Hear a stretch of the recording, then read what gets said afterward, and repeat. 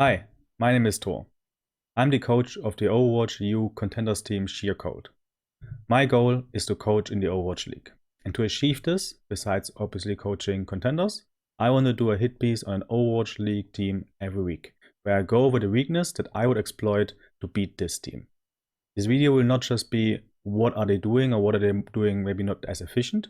It should be more about how I would practice with a team to beat them. Please share this video on social media, Discord and Reddit, so it's more likely that it reaches the appropriate people. I actually want to start the video with the summary, so the important information comes at the start and the explanations afterwards. So let's start talking about the Toronto Defiant. Toronto has a more active and aggressive playstyle. What they like to do, doesn't matter what composition they're playing, they always put a lot of pressure with their front line, and this kind of creates space for the DPS to take flanks in the mid fight. So what I mean is that they don't really invest a lot of resources to take angles before the fight even starts. In my opinion, you can do two things against this. I prefer the first one, that you just kind of play it a bit slower. You focus on controlling the angles before the fight starts and let them kind of kite into your kill zone. But however, if you also want to just play really fast and aggressive yourself, then you should just be really aware of especially Hisu, who loves to take angles in the mid fights. So your Tracer or your Diva, depending on what your composition is, should be ready to take Hisu on. In a 1-on-1 especially, because in this case, obviously, both teams will not support their flanks as much. So if you think you can take Hisu on in a 1-on-1 or your DPS, then sure, just go for it. So let's go a little bit more specific and talk about their Brawl. What I noticed especially is a lack of coordination between their ultimates. For an example here, he used Hainun and the rest of the team, but also in general that they love to, or like, they overcommit a lot of ultimates when it is not necessary. On the other hand, when they have a Mei ultimate, they almost never go aggressive with it. They always just love to let the enemy team run into their setup or trying to kind of push, create space, and the enemy team has to kind of counter react. They have to will also push in because obviously a cooldown trade happened, and then they like to use their main ultimate, but never on an aggressive way. This is, or especially compared to this, with how they use window and McCure is really aggressive on the other hand. Especially they love to also push through chokes. I'm thinking about Hanamura first point defense, that they love to also go rewards, like push through the choke with an aggressive Hainun or window, or like on second point Hanamura, or also on mecha base. They love to just push through the chokes, catch enemy off guard, especially if they have only window or McCree ult. So how can you counter this? I mean, of course, it's kind of more predictable in this way. So it's just kind of easy to read. If you know, okay, they have a Mei ult, they will just most likely use it more in a more defensive way, and they will not go aggressive at all. And if they have window or Hainun, window or Hainun, be prepared that they can also push you in your kind of setup phase, or basically in front of the choke. When it comes to the gameplay, as I said also before, they enabled their front time a lot. So obviously it is Salo, the main tank in this case. What I mean with this is that especially Diva will support Salo when they're pushing. And she also likes to, or Michelle also likes to go afterwards to the enemy McCree or to the enemy DPS. Instead of supporting Hiso on his flanks, he just loves to be more aggressive, which obviously makes more space for Sado in this way. It seems like Michelle ins a little bit a lot of times, but obviously the attention that the enemy team spends on killing Michelle, Sado just uses this to just push forward even more. So what can you do against this? In my opinion, your Mei has to be on the point to kind of not really hide it, but just kind of reflect the aggression from Sado, especially just using left click a lot of times. This seems obvious, but hopefully the examples later show it a little bit more. And of course, I would also recommend to look more for a counter wall, because Toronto is the one, or is mostly the one that likes to be aggressive towards you. So again, if you just play it slow, take a lot of, or put pressure on the angles especially, knowing that Michelle will not help Hisu, you can just go for more counter walls, and yeah, more examples come later. So let's talk about their ball tray. In my opinion, definitely their weakest composition. When we talk about ultimates again, their support ults gets used really actively to push the enemy frontline again, instead of kind of countering the dive. I'm not saying that you have to always use the ultimates to counter a dive, but it's really predictable that if they have Transcendence or Break ultimates, they will just kind of wait until you're in a position where they can attack you, like where they can kind of walk up to you, and even use the rally, obviously, before the fight starts, but even the Transcendence to just kind of support their frontline push. They're not waiting until you dive in and then you pressure the enemy, their Zenyatta, and then he uses Trans to survive this. They're mostly already using it actively anyways. So what can you do? You can just be aware of this and just kite it out, or be aware to kite this. And especially your Ball Tracer, they don't have to take the goal of, okay, we force out enemy trends. They can just be more active on their DPS to make sure, okay, they have to be all stacked together. We can again take angles really easily, because again, the enemy Zenyatta will use the Transcendence early anyway. The other way is, of course, you can also just invest too, just knowing that if you're using support ults against support ults, most of the time, obviously, the second one is more effective. So you have to still survive the first push a little bit longer, and then you can just counter them with your own support ultimate. When it comes to the gameplay, again, they're really like linear and, to be honest, not really flexible. What I mean with this is that most of the time, their backline just sticks together. And especially I'm thinking about the Break, the Zen, and of course then the Ashe and the Sigma or the Zarya, depending on how they play, and they don't take angles at all. And especially also the Ball Tracer, they love to, or like they additionally also peel for their backline, even though they're playing together, which I don't think is effective. I will show later on in an example. So what you can do against this, I strongly recommend to just there, especially in the mirror matchup, of course, playing this slower style, making sure, okay, if you're playing together stacked, I cannot dive you, especially if the Ball Tracer is mirroring. What I just do, I don't have to dive you, I will just take the angles. I will just literally put my my Ashe and my Zen on different angles, support them with my Ball Tracer, basically mirroring also the enemy Ball Tracer. And if you want to push me, you will always get attacked from different angles. Which will definitely give us a good cooldown trade, and we should win the fight from there on. When it comes to Double Bubble, in my opinion, they are definitely strongest composition. Again, it continues here that they're playing stacked together, and putting a lot of resources, especially in the Zarya in this case, or Neist. And with this aggression, they take a lot of space, and then Hisu hangs back a little bit and takes the angles in the mid-fight. So the reaction, again, depends on the composition. It is mostly the same thing. I would recommend to just play a little bit slower. If you have the mirror matchup especially, make sure that they kind of kite into your kill zone and punish Hisu, especially when he takes the kind of angles afterwards, or if he likes to stay a little bit more behind. And the other option, again, if you want to just kind of also take the core head on, your D.Va or the Tracer, obviously depending on what you're playing, needs to be ready to contest Hisu after initial engagement. Like he mostly comes with the engagement first, like maybe, you know, just one clip, and then he kind of rolls back, takes an angle, and there's where he's the scariest. Alright, so after the summary, let's go over the examples and dive a little bit more deeper into the points that I was making. So let's start with the Brawl, and I want to start talking about the ultimates, or like how basically Toronto Defiant are using the ultimates. Basically what happens here is that they get a really nice wall, they even get the first pick on the enemy McCree. And what happens basically is they use the Mei ult, the Baptiste ult, and the McCree ult at the same time. I'm pretty sure that the Mei ult was kind of their fight plan, so I don't really criticize this. Again, using Mei ult, we see the enemy team is pushing into them, they're using the Mei ult afterwards, so like not aggressively, they're not pushing with it in any way. But what I criticize here is especially using High Noon and obviously Window together. It is just like two ultimates which have the same purpose. There's no reason to overlap them, especially if we already have a pick. And we will continue seeing this, or we will see this a lot of times throughout the match. So I will not always go through the whole fight, because I just want to make my point, show it, and that's it. So another example of ult usage would be here that the situation is that Michelle is dead.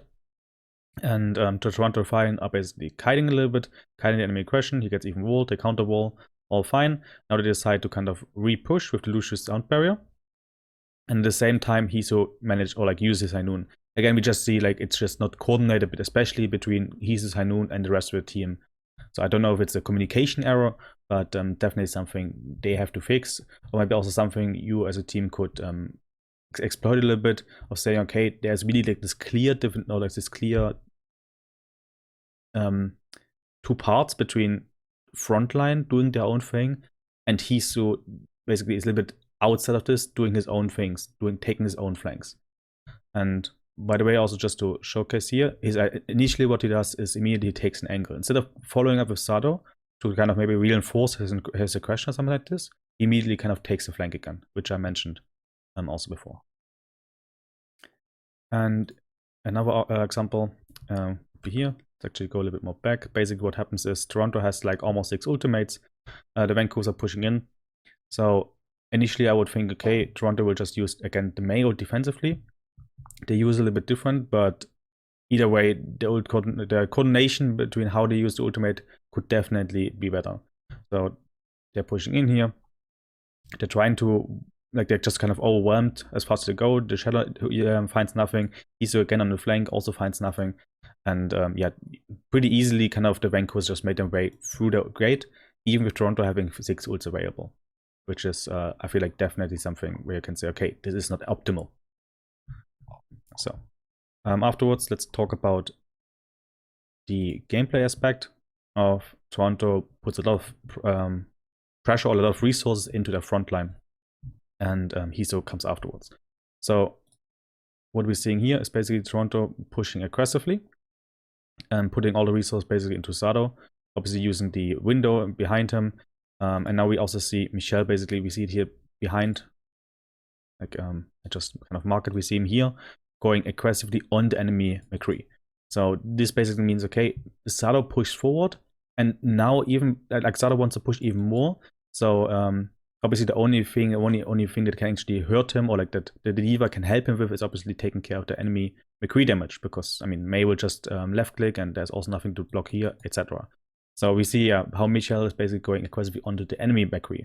The other thing you could do is just supporting Heezu. And where is Heezu right now? He initially was with the team, but now basically he comes from the right side and takes his own angle. Again, no help from Michelle here. Michelle is mostly focusing on the enemy McCree instead.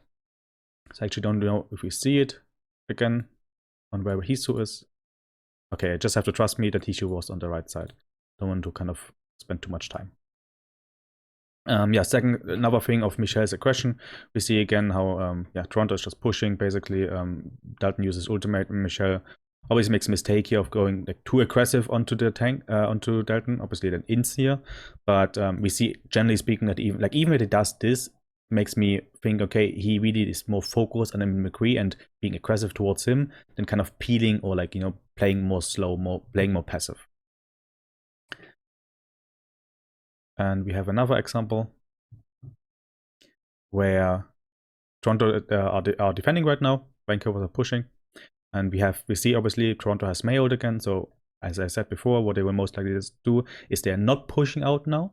Like if they have only the Baptiste ultimate, I would expect them even to push through towards the choke, maybe like taking a fight on the bridge on their conditions. But because they have a Mayo ultimate, they will most likely just let the Vancouver push in, or let the enemy team push in, use Mayo afterwards. So what we see here also is, okay, Michelle scouts the enemy McCree. And immediately we see kind of Michelle going aggressively again on the enemy McCree. Like there's not so much peeling. What you could also do, of course, like peeling for the McCree in this case would be another option, or just kind of helping out this team. No, he goes like aggressively on the McCree. I'm not saying that it's always a bad thing. It's just a consistent thing that happens all the time, which definitely, if you're playing against Toronto, you should be aware of this, or you should be ready. And we also see, of course, here the May ult getting used like inside, basically not being aggressive. As I guess it's a standard, but I just want to point out this is really predictable of how they are using the May ult, especially. Then let me find the second point. Yeah, here's what I mentioned a lot of times, that the Toronto loves to kind of push aggressively through the choke. Here, kind of, yeah, I counterpredict a little bit of what I'm saying. Of they have May ult and they don't they still push through the May ult through the choke. I guess you can say, okay, they don't really have May ult to push through, but yeah, we see basically they're taking a fight aggressively. I will immediately just jump to the second point. Don't think there's too much to talk about here. Oh yeah, we also have it that this is kind of the standard fight here on Eichenwalde first, holding the choke really actively. We also see that they are not really interested in taking like too many angles. We see McCree is basically playing here, the Mei is playing like McCree is playing on this side, basically Mei playing in front of here. Like they both have the same angle. It's not like that they like to, like that means basically what it means for me is okay, they want to, or the setup is supposed to fight, I guess, kind of here in this space, like basically in front of the choke or at the choke. If they really want to fight behind the choke, like let the enemy team come in and take a fight there, then why is he not taking this angle already and kind of shoots from there, especially with the support of Michel. But anyways, to see here basically is what that they had actually a favorable cooldown trade right now. And they are not pushing aggressively, or they're now getting kind of this favorable cooldown trade. So they're basically forcing out the lamp, and obviously like the enemy team has no Mei wall, they have no lamp, they're kind of all low HP, and the Toronto really surprisingly is not taking this advantage. Like I will always say, okay, like you have a huge cooldown advantage right now, you have like a HP advantage, why not kind of pushing through the choke and taking the fight aggressively now? Which they also like to do. But they only like to do is actually if they have ultimates. So they're kind of just standing here, waiting it out, and not going aggressive, which I found really interesting. And now comes the second, and it's not the same fight. It's this next fight basically, where in this case they have ultimates, like especially we're seeing here Baptiste Window and Hainoon. They don't have Mailed, so it means Toronto doesn't want to push, or like they. What I'm saying is, if they have these two ultimates, they most likely are pushing aggressively through chokes. If they have Mailed, they are not doing it. So what we see here is basically the same thing as before. Toronto will have a favorable cooldown trade. They get a nice wall off. Basically, they force the lamp. And yeah, what they're doing now is because they have ultimates available, or like they feel like, okay, now they have an advantage. They actually push through the choke and being aggressive, obviously leveraging their cooldown trade advantage, or like their cooldown advantage, and actually take the fight aggressively towards the choke. Yeah. Then we can see more examples of the same thing now on Hanamura. Second fight in this case, we see they have no Mei ult, but they have Hainoon and Window, and same thing. They all basically stack together. It's also like, how can you avoid this, or how can you see this? Especially is you just have to scout it. Like obviously you have to scout it in a way that if you see that the McCree and the Baptiste, they're also like they're playing slow here, you can easily scout this with like a D.Va just going from high ground and seeing, okay, where's Baptiste and McCree playing? Are they playing like all the way back here, or are they playing in front? And of course, if they're playing in front, they will push. But we can also see it even through ult tracking. Hey, they have one of those ultimates, they have no Mei ult, they will bow aggressively through the choke. And we also see this here. They just try to surprise them, go aggressive with the window, and kind of take the fight. And I think this is the last example. Yeah, this is the last example of this thing.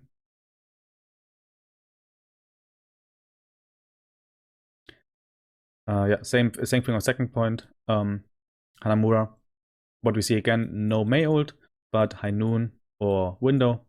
And yeah, here's basically a choke. We all see them, they're all stacked. How can you scout this that they're going aggressively? You can also notice, okay, there's nobody kind of actively shooting from the window. Nobody's shooting from this window. Basically, it's kind of all quiet, and this should be already alarming. Okay, like Toronto is not, poking in any way. It's kind of quiet. Okay, they will most likely just like push them, or like push through the choke again, pushing aggressively.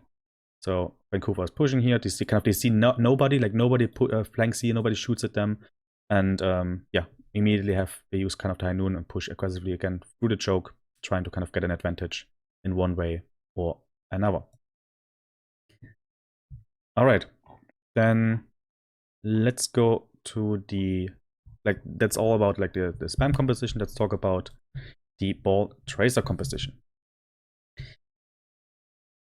I will start with this example, where basically it's the rollout. and we see like Toronto Defiant their rollout, where I mentioned where my point I was making before was, okay, they're playing always really stacked together, especially the backline, and the ball and the tracer they're also matching, which I think is not effective. If the ball tracer match, like if this ball is trying to match this side, or like the enemy ball tracer and tracer matches this tracer, the idea is that they create space, so especially the Zenyatta and the Ashe in this case, like basically the heroes that have the most range damage, that they can split up and take different angles and being aggressive, or like being efficient with this way.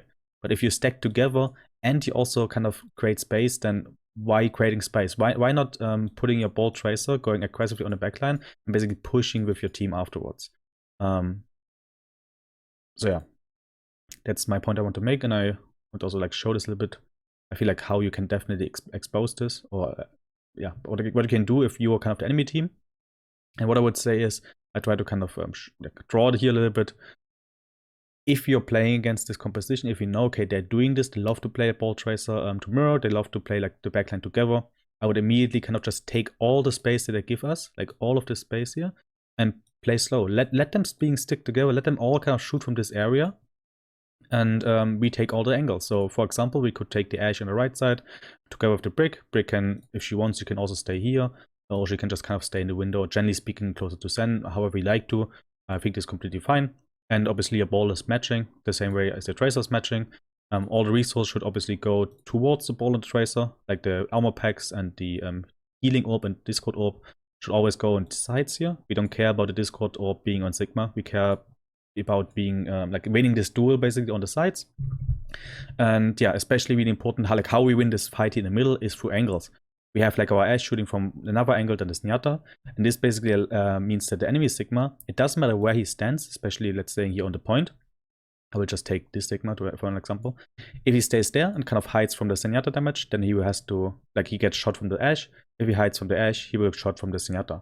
So at some point or another, we will definitely win, like force the Sigma out here. He has the shield will not hold forever, and then we win this fight. We don't have to be aggressive in our front line anyways.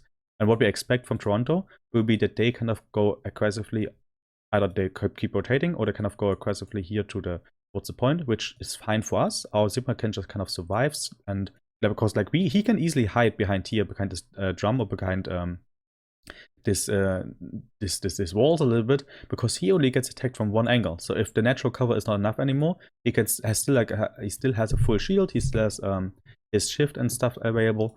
So this should be fine for us.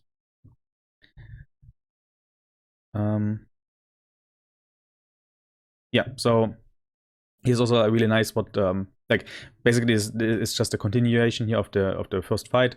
We see that Toronto keeps staying together. We see the backline here basically all being stacked to Sigma on the point, and they keep rotating. Vancouver are doing the same thing, and what they do and why they're winning the fight is because they initially then take different angles. So we see here basically Linkster taking this angle, and we saw he also like the Zenyatta shooting from this side. So basically now they have two angles, but Toronto staying together on one. So their Sigma is getting a lot of pressure through like the Ashe now and the Zenyatta, and our Sigma can just kind of stay behind the drum. Even if this kill is nice, of course, but it's not necessary. Like you can still take these angles really easily. Just kind of take your tracer to protect your Ashe. You can also kind of obviously take the Brick here with them and mirror the ball tracer. But the important thing is here these two angles, and against this like Toronto cannot do anything against it. So Linkster gets pressured here, but again shouldn't be any problem. He has just the Brick support, and this Sigma cannot survive this from this angle, and obviously being also attacked from here from this side. He just gets outflanked. Yeah, another fight, or like another situation where the same thing happens again. Bricks and Sand stack together, or especially also like in this case, even Hisu tries to take an angle, but because both healers are stacking together, they don't really like have so much support for Hisu. And by the way, all over the Toronto Defiance playstyle, they don't really support Hisu at all. They're more supporting, in this case, Michelle or the off tank. So we can definitely avoid this. We can basically have the 2v1. We have like our Brick and our Ashe who attack basically one tracer, and we see it here. Like we have like one 2, and even 3 going on the tracer. And the only thing that Toronto does is most of the time like maybe having the ball or like mirroring the tracer basically with their own tracer, or like having the support supporting there. But again, like they never have really the supports actually helping Hiso to stabilize on this angle. That's why he immediately kind of also goes, if he not dies, back to their own team. Just play a little bit more. I mean, yeah, obviously Hiso is nuts. Like maybe he does a lot of damage. He hits his shot, sure, but we can kind of like outsmart him with putting more support on the flanks and not letting him not so that he's not able to actually have this space. And because Toronto Defiant, they are not really giving him resources to how is he like survive this or take this flanks without any risk. Okay. And the other thing I want to point out about their ball tracer composition is the ultimate usage, where I said before that they always love to take their support ults actively and aggressively. So what we're seeing here basically is that Toronto is inside here basically. They want to pushing again. Again, I said that they love to push aggressive with the front line, and they're pushing towards the enemy ball tracer composition. The Lastro gets attacked from the ball, and like I said, he does not even use his, like he is not likely to use his transcendence to kind of survive this. He mostly just uses to push forward with this team. So they just peel for him basically, and they keep pushing, and they most likely just use support ults to keep having the pressure up on the front line. Obviously, yeah, here there's nothing wrong here from Toronto. Like this, of course, the right play. But what I'm saying is, it is predictable, and you can abuse this with being ready to kite, and for example, not sending your ball or your tracer to kind of try to force out a trance here. You can just force basically take them here to take them to Hiso, make sure that he cannot really play. And even if they kind of push more resource into your front line, as long as you kind of kite this, if you're aware of this, and you can also like just counter ult when they're actually pushing, this should be fine. Okay, and last but not least, let's talk about the double bubble composition. In my opinion, also their strongest composition. And my main points there were that they are really focusing hardly on their front line, on their core, and push really aggressively. Don't put too much resource into Hiso, a common theme, obviously, what we notice. And yeah, just kind of let's look at some examples for here. So we have basically the setup where they're on the high ground. And yeah, we see obviously Toronto again, the core kind of pushing really aggressively. And we also see here like how kind of easily Hiso then gets punished. The break was looking around, but I mean, yeah, like even Hiso is not really like playing a lot on this like safe angles behind him. So a lot of pressure going into this. Going on the top of the front line, and afterwards they try to take these angles on their own. So I think definitely you can exploit. We see here also how Atlanta is doing this. Then they do the same thing here against the Brawl, which obviously works way better. It's way more easier than here for Hiso and for Nice to take this off angles. So we see again here how the focus of the team is especially being going aggressive. I mean, obviously they have ultimates, they just use them, but also we see like if we would actually play around the DPS kill zones, then I would expect an Ashe being here, having like a little bit more pressure about a little more focus from a break. Let him come like early in. Let him come, basically in the kill zone where the Ashe can actively be effective. But it is just not a game their play style from the Toronto Defiant. They are really more focusing on the front line, making plays, making space, especially for the DPS. Then go back to another fight because they just got through this. We also see here again common theme for the Toronto Defiant, pushing through chokes, and again Hiso not with them. They're pushing through chokes alone without a DPS. Like we see here how they basically the DPS get ready to take these flanks, but it's not like the Toronto Defiant like giving them resources to be able to have this space. Obviously they have this space because they're defending here, but what could we do? We could just like, what could an enemy team especially do? I don't care if you play like Brawl or not, but generally speaking, if you first make sure before you push anywhere, I mean, in Brawl it doesn't really work, but we saw the mirror composition. I'm talking about the ball composition, forcing them out first, making sure that they cannot take the space. You get the space first, and then being aggressive in this way, or like putting more pressure here, being also able to, or like ready to kite this this, in my opinion, is this one way. Or the other way is, if we actually have this Brawl composition and we are pushing, then we need to make sure, okay, this will always be mainly a destruction. Here, this is the important thing, the DPS.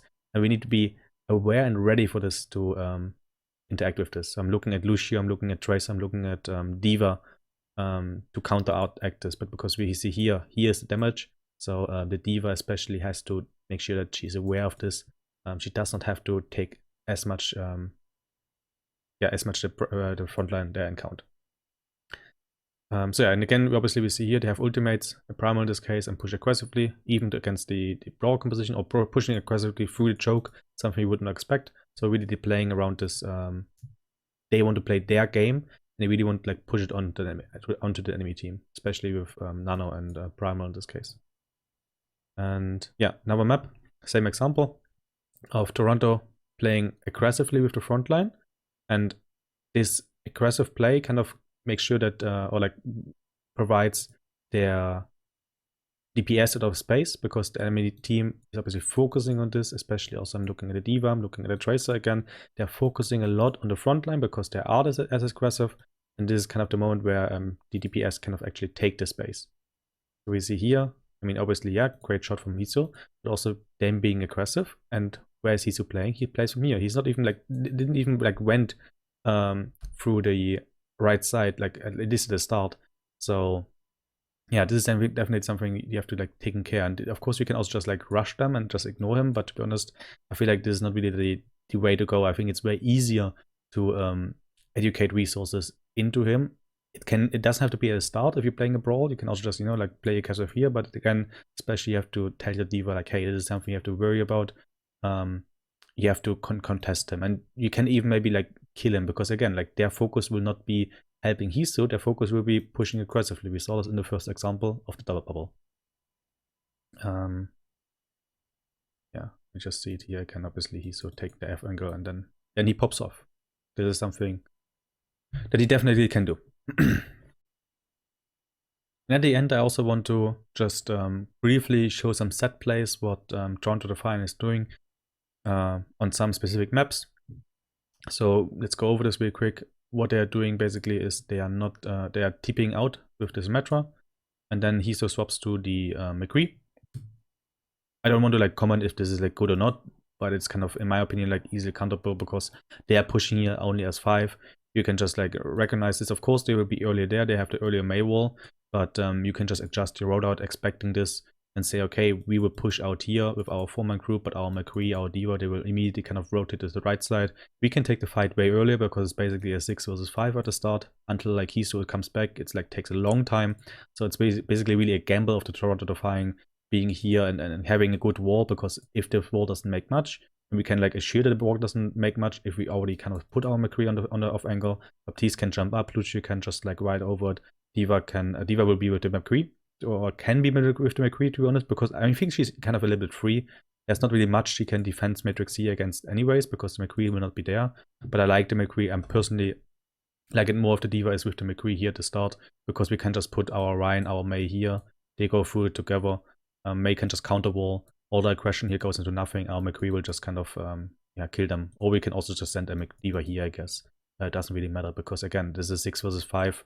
And we should definitely, or the enemy team against Defiant should definitely not be scared here. Pushing aggressively, having this already on an angle will definitely secure an easy fight win on the first point. Because I just want to like point out again like how far away, like how long it takes for Hiso to come back. Like all this time here, he's not back. He is still not here. He's still not in the fight. So yeah, you can definitely kind of play around this.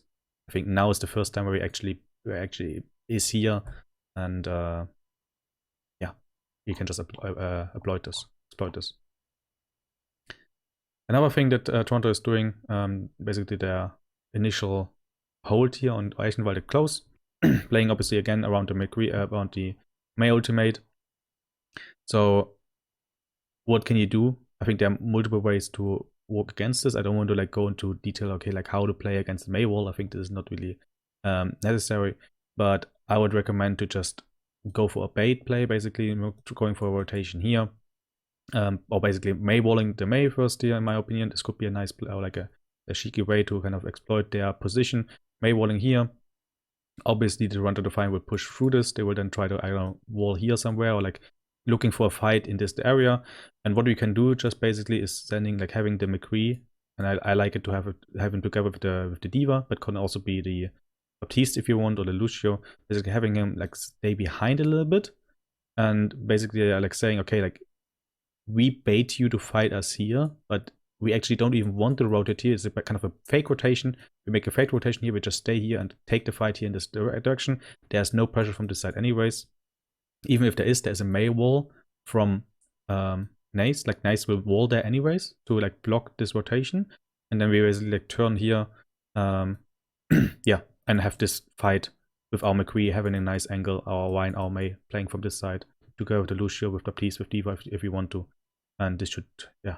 I mean, we have more angles. That means we force out more cooldowns, and we should have definitely a good cooldown trade here that we can work with. This would be my approach to break this choke against their hold. And the last one, which I don't think really is a set play, it's just a really common thing on how to play the double bubble here on Gibraltar, which I guess is just super common. Basically, the idea of Xayah pushing in aggressively, then Winston kind of just jumps from here with the bubble, obviously, and kind of blocks them in this way. In my opinion, what you can do, a cheeky thing to counter this is just kind of body block him. It is possible with the Xayah to body block this. Obviously, you cannot just boop him away because he has a bubble, but yeah. Make sure that the Xayah is kind of aware of this. They push in here. Xayah is just kind of bubbling herself, body blocking. And you can kill the monkey before they kind of push in. You can even like put your monkey here inside or like in this area to just bubble to delay their push a little bit more and kind of completely counter this. I would not recommend to try to kind of do the same thing against them. Like basically what Sherlock is doing here. He tries to kind of cut them off also. I think this is like just a really common thing. Like I think everybody is doing this also on Contenders. We are also seeing this a lot. That I mean, the Brick is aware of this. The Brick will be aware of this, obviously jumping here. You will not have any bubble support because the Xayah will most likely play inside or will play kind of in this area. There's not a perfect line of sight. And I think even if there is, I don't think it's as valuable in my opinion. So yeah, monkey jumping basically here will just be the way. I think it makes more sense to put the monkey inside here. Where he has, like, you can anti-LRS, you can put the perfect bubble if they really want to push, and you can just really punish this monkey. Alright, and the last thing I want to talk about is on Hanamura, Vancouver Titans. I noticed every time they have like an ultimate or like a Baptiste window, all the time they're using this bridge play. I think again, there's nothing special, nothing like really like extraordinary, nothing where you can like hard counter it, something like this, but it's really predictable. Where they're going for this window play basically. And they're trying to kind of, go into bridge, and every time they use window, I think it was 3 times at least in this matchup and this map here, where they use the window, using it in this area, trying to kind of force a fight here, or forcing a fight in this area. I think there's multiple ways to exploit this, but yeah, also just a common play, more or less. Alright, this was my first hit piece on the Toronto Defiant. Make sure to share this video so it actually reaches to the appropriate people. And next week I will just choose another team and keep continuing doing this Overwatch hit piece. I hope you enjoyed this, and see you next time. Bye bye.